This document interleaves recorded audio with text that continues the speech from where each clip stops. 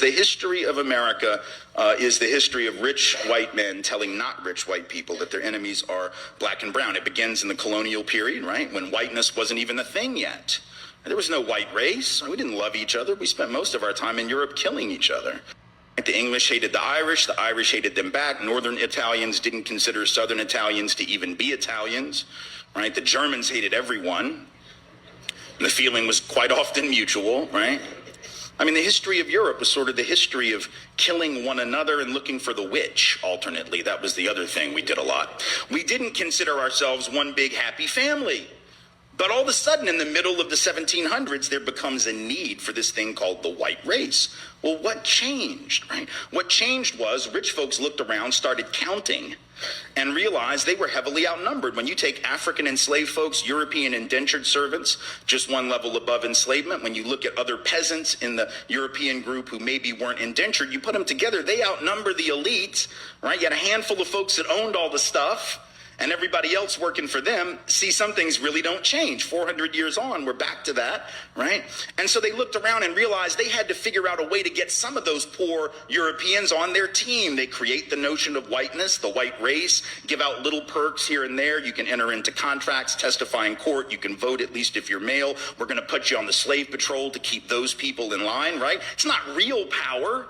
You know, you're on the slave patrol. You don't own the land, right?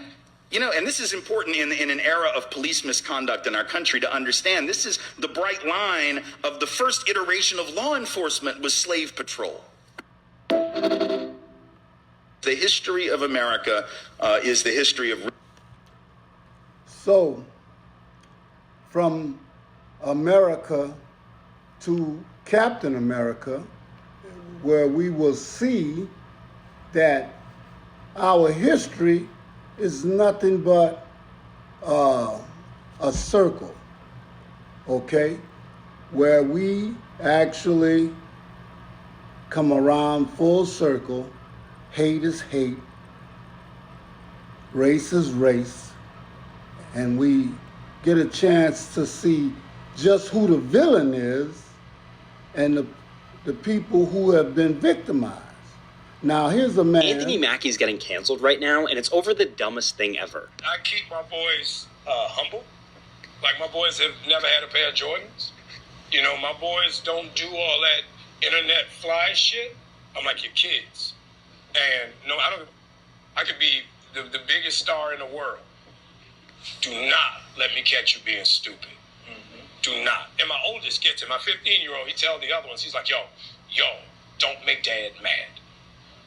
Because once you get one that's right, he's going to straighten the other ones out. Right. Mm-hmm. So it's just that thing of, in the past 20 years, we've been living through the death of the American male.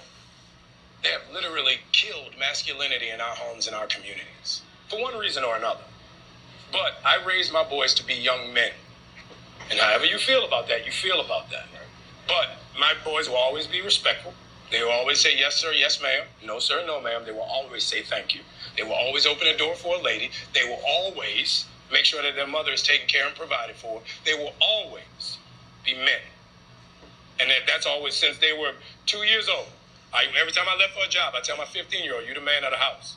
You make sure these doors are locked every night. This alarm is on. You text me or you call me every night before you go to bed and you wake up.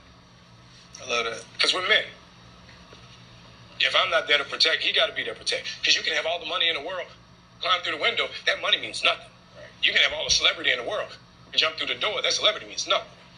So you got to have a little guard in there, you know? And so for me, it's always that idea of American masculinity is very different. News outlets are... Now, commentary. We made a lot of mistakes and giving up our freedom. I heard a man say, give me liberty or give me death, but he didn't look like me. And so that was a cry that was heard. So what about the cries that are not heard?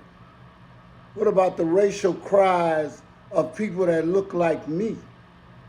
I said this video is America to Captain America because this man, Anthony Mackie, just told this whole world how to raise a man in the home. But first they have to have a man in the house to raise a man.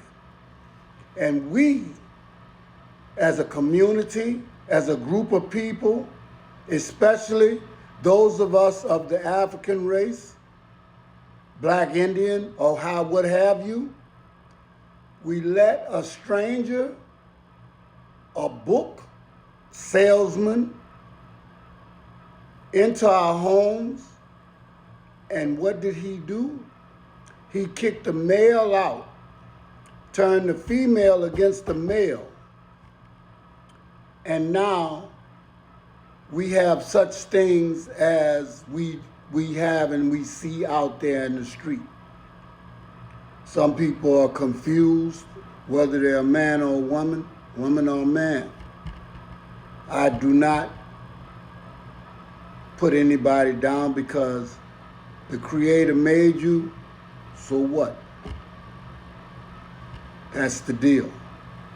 But you got to understand there's some confusion somewhere when you start making transformations from what you were created to be to something that you were created not to be. Now,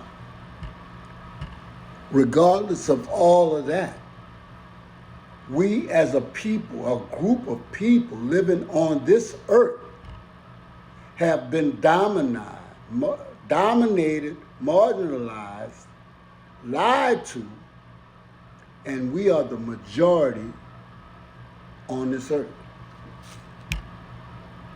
But we don't want to hear the truth, and we don't want to really look at our situation. We have no business being a majority without the power being on our side.